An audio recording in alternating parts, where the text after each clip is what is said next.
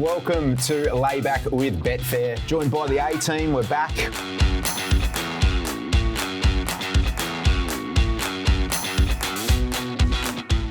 Hello, it's time for Lay Back With Betfair for another week. I'm Tom Haylock, joined by Liam Clancey. How are you, mate? Going well. Finally recovered from the show that was last week and ready to go again on the light version. Yes, we didn't have much luck last week. I texted you Saturday morning, so it's the first lay-bin for me, the weather forecast. We've got it again this week. So last week we had 1 to 4 mil forecast. We do this show on Thursday mornings, and the world opened up on Friday, Saturday morning. I text you, you've laid the best wet tracker in the country, and just got there. How'd you feel? Oh, it felt pretty crook. Do you know what? I wouldn't have been that against it, but then when the fave came out as well, because it doesn't go a yard in the wet, and I was left with what I have, Keats and Swords drawn in the race. Oh. I thought we were in a bit of trouble there with Just Folk, but that's the punt. And my lay just had a picture of a run and was too good. So, what'd you lay? Gennady. In the last, had an absolute last. peach and just held on for about 4 horses that were within a head, and Gennady got the photo. So we did well last week. Yeah, that would have hurt. Overpass looking back, that was an absolute steal. Yeah, do you know, it was so funny, the betting flux with that one. Like, we thought we were taking a great price, took $3 on Thursday, and then you wake up Saturday with $2.30 and you think, geez, we've got an absolute steal here. And then just continued to drift and drift. I think BSP was $3.10. I think the Corps were around $2.93. And certainly ran like an even money shot and bolted in. So it's good to have that Group 1 form on the board. And I think at 8:20 in the evening on a Saturday, that's what you like to hit them.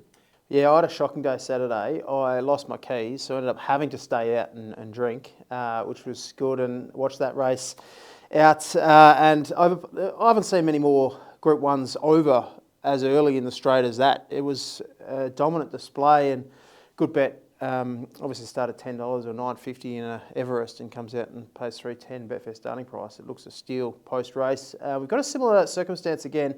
I mentioned my lay bin last week with the weather. This week we've got an even worse scenario. We've got 1 to 10 forecast on Friday and 2 to 20 on Saturday, Liam. Get off the fence, Bureau of Meteorology, whatever you're called now. Get off the fence. Come up, give us something substantial and accurate, please. Yeah, it's almost as if there's some maternity or paternity leave going on in there, and Christmas. someone just doesn't want to get it wrong. Clocked off. Just sit there and go, well, it's going to be somewhere in this range. So we could be on a good 3 or a heavy 10 at Ballarat this week, so we've let that go through to the keeper. We'll see how we go. We've got a Group 1 at Ascot again, and we'll kick off with that. It's race 8. The weather looks perfect over there. It is the Northerly Stakes at 800 metres. We've got a similar scenario to last week with a Sydney horse dominating the market in Zaki. How'd you find firstly the map and then the race, Liam? Yeah, fairly interesting one. Not that dissimilar to last week, I guess. I think the difference is obviously Zaki, a 9-year-old, probably not as well in as he has been in the past. We're getting 250. I think if we were getting 320, 330, 340, then it's probably a bet you have to have. At the moment, I'm quite happy to risk him at the 250, 6 to 4 mark. I think, obviously, if the real Zaki turns up, he wins, but I'm happy to risk at this point. My main bet in the race is going to be Tricks of the Trade. One coming through the railway, as quite a few of these are. Just had no luck on the rail the whole way. Got out late, still managed to go through the line really nicely for a strong 4th. Obviously comes back from handicap to weight for age here, as Alsafina, Bustler, Dom to Shoot, they all do. But I think Tricks of the Trade's the one who, in the run, gets a much better chance on Saturday. And $21 in the market.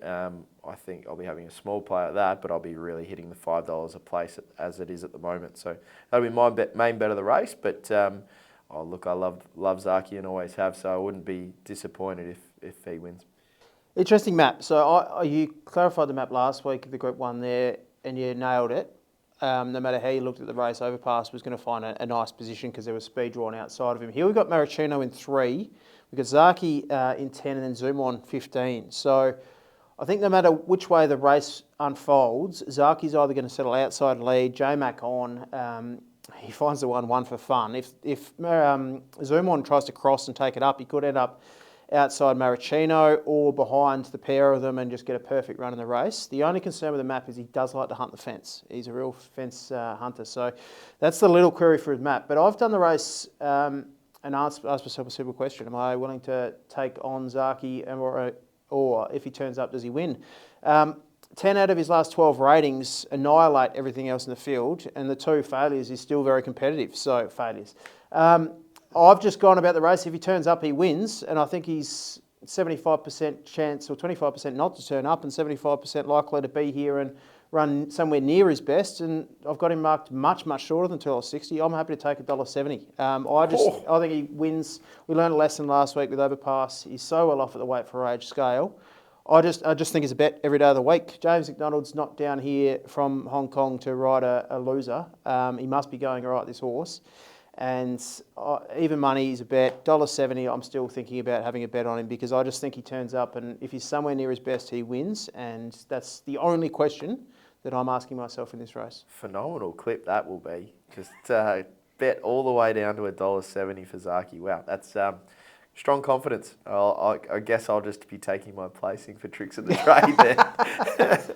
Well, he might not win. He might not turn up. Yeah. But if he does, he wins. It's as simple as that, in my opinion. So like it. That's Ascot for me. I've kept the race pretty simple. I hardly looked at any other runner. Just looked at the ratings and the benchmark or the weighting scale, the weight scale. It's hard to see anything else because he's so well. He's 120 handicap rater and he's not running far off those ratings at the moment. So I think the way for age scale is going to be mighty hard to beat there. Zaki, as I said, we've let Ballarat go through to the keeper. We've done Randwick. So they're back at Randwick this week, Liam. First meeting since Melbourne Cup Day. It was a big dance day. Oh, sorry. Sorry, those. It's a big dance day. We don't mention the Melbourne Cup, but first meeting in over a month in Sydney at Randwick. So the track, the rail and true, should be an okay track. How do you find the rail and the true at Randwick, mate? Oh, look, without looking at the figures, it generally plays pretty fair. And Randwick, as compared to Rosehill, they can obviously run on much better than if you had a 40-degree day at Rosehill, you'd want to be finding that fence and trying to run away with it. But I think it's probably a bit fairer, so I'm just playing for a fair track. Yeah, I tend to... I almost think running line's better than the inside. So I mark barrier 1, slight negatives. Yep. Rig rail and true. The camber's more severe in the straight as well. So it's harder to lead at Randwick the rail true than probably any other Sydney track, to be honest. So we'll see how we go. We'll start with race 2. You've had a close look at this. I've only had a brief look at race 2, but you're keen to play? Yeah, I think Zuatika's the one who gets the easy lead. After Light is another who likes to lead and produces best ratings after leading. So that $7 mark for After Light is a nice early play. And Step Aside is the one that's going through the grades, has come up first up and run an absolute bolter. That was a career peak. That rating over the 1300 gets to the more favourable 1400 here.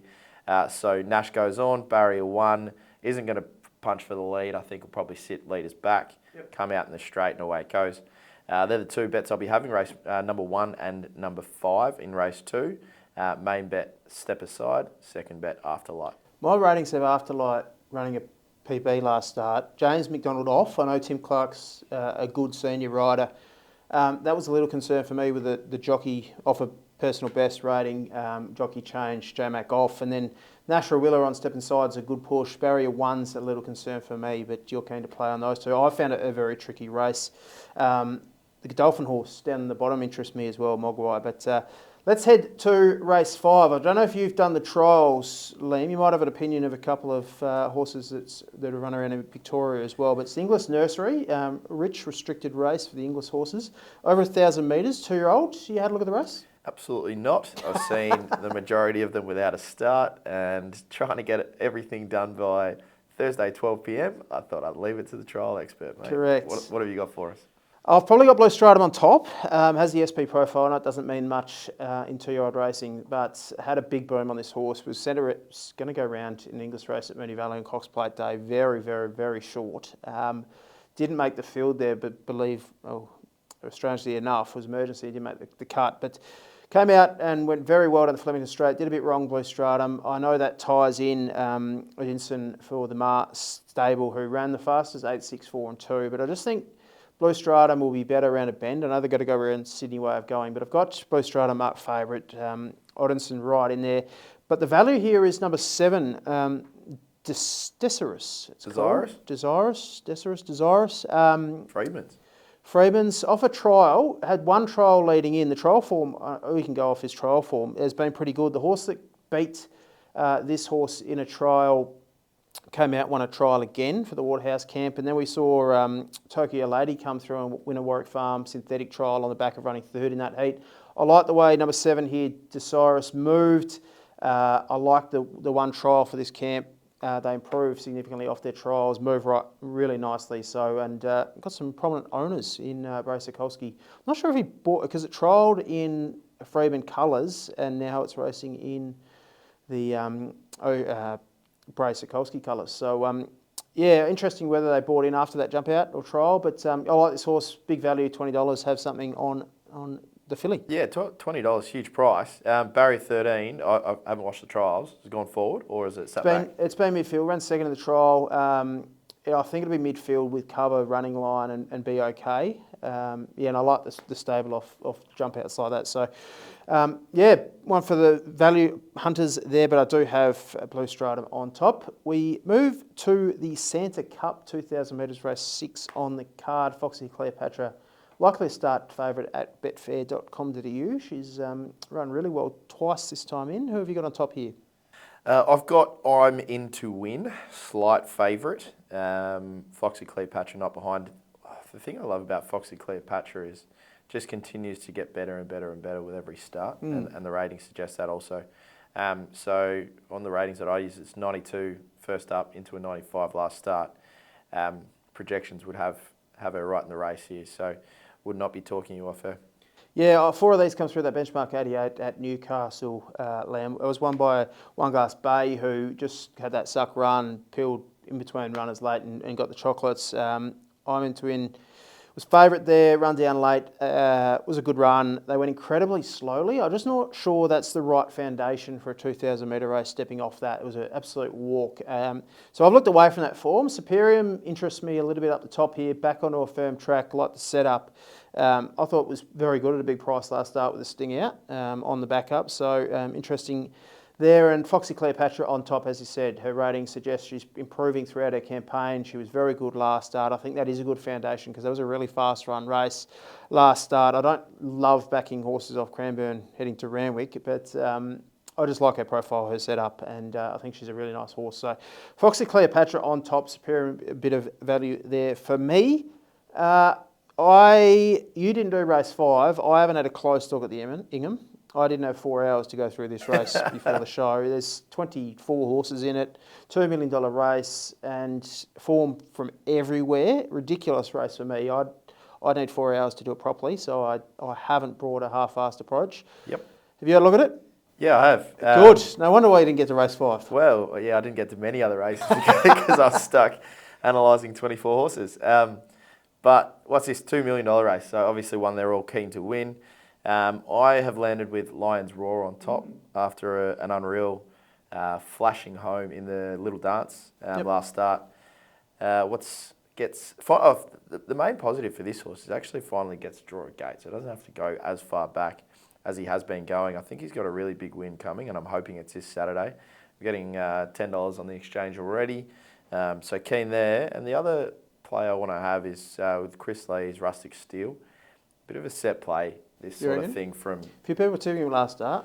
Yeah, well, and on the back up here, right? And then if you go back to this exact time last year, ran in the 1,500 metre at Randwick, soft 6, produced a nice rating without being through the roof, and then just got back home, got back and ran home well.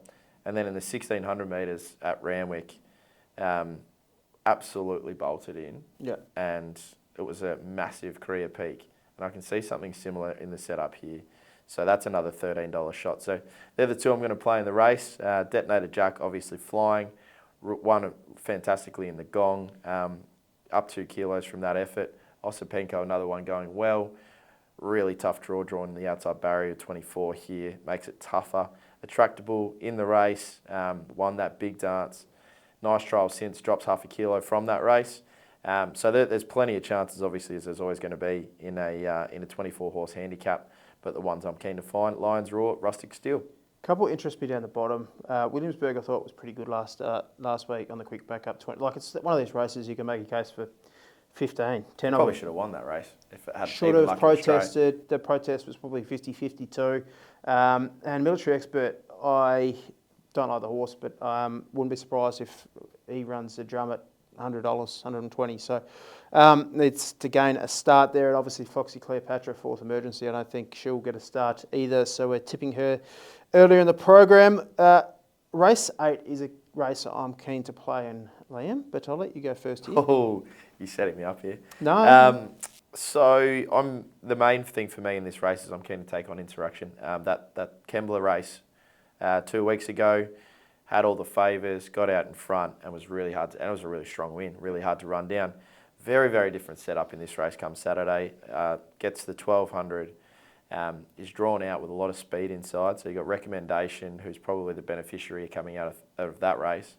Barossa Rose probably goes forward with Your Blessing is going really well at the moment and sits Josh handy. Parr on Frosty Rocks will be handy. Yeah, correct. So there's plenty of ticks there. With Your Blessing is the one that I have on top. I think unknown jockey at the moment worries me a bit whether they're actually going to come here, but the rating suggests that it's about $3 mark. Like it. Recommendation. Currently, I've got marked $6, but yeah, gets back on dry. Blinkers go on again. Soft draw to lead. Plenty of big positives there. Waihaha Falls, the other one that I think is a good chance in the race. I'll be watching any market support late there from the John O'Shea yard. But Insurrection, the main lay here, the one that I'm keen to take on, and my bet is With Your Blessing. We're both agreeing, we're both against Insurrection marked much longer. I think Recommendation should be shorter than Insurrection in betting. So that's the way I've done it. Obviously, Insurrection beat Recommendation in the Warra. We saw a horse come through that and win on Saturday. So the form looks all right from that race. But 5 of these come through a benchmark 100 on November 7 as well. Recommendation ran second there and beat all of these home, including Insurrection. Meets them all better at the weights meets Insurrection better at the weights from last start, the Warra, and that benchmark 100 from November 7. Barrier one's a little query, but I've got Recommendation on top and a bet for me. The other one's down the bottom, Perfect Thought. Now this horse trialled up enormously the other day, behind Barossa Rosa, finished off superbly. Got some class about Perfect Thought, fantastic each way value, love the trial. Also in an 1100 metre race, scratch. Tells me they're sharp enough for the 1200. Looking for, obviously, a lot of people at the big price is because you've seen her over further. But the fact it was in an 1100 metre race suggests that going sharp enough. 1045 metre trial. Fresh for this. Randwick suits. Huge value for me. Perfect Thought. So 53 kilos. I'm very bullish about Perfect Thought. That's my main play of the day. I'm having something Recommendation as well there. Race 8. And my lay of the day is number 3, Insurrection, to start the lay streak again after both our lays won last week, mate. Yeah, well, we can't blush over that, unfortunately. No. But that sounds like it's a recipe for failure. Both of us finding the same lay of the day. But hopefully it means that it's got no chance and we've got no problems. Insurrection has to drift 1200 metres. We're both against, so that's your nomination to start the streak, mate. Certainly is. Me too. Thanks for joining us. Anything further to add, mate? No, I'd just reiterate what we said, like Ballarat Cup Day. Bit of a shame that we can't have a bit of confidence betting here, but if we get a bit more of a confident weather forecast before then, we might put some tips up before we go. It is so hard because you're playing on potentially a very wet track if 20 mils falls, or if 2 mils fall, you're on a good track. So you just got no idea until potentially race morning. We saw Caulfield last week downgraded to a soft 6 from a good 4 early on Saturday morning as well. So best of luck. Tread carefully at Ballarat, but we're pretty bullish on a couple at Randwick, and I am very confident in Zaki, as you heard earlier. Thanks for joining us. We'll be doing it again next week on Lay Back with Betfair.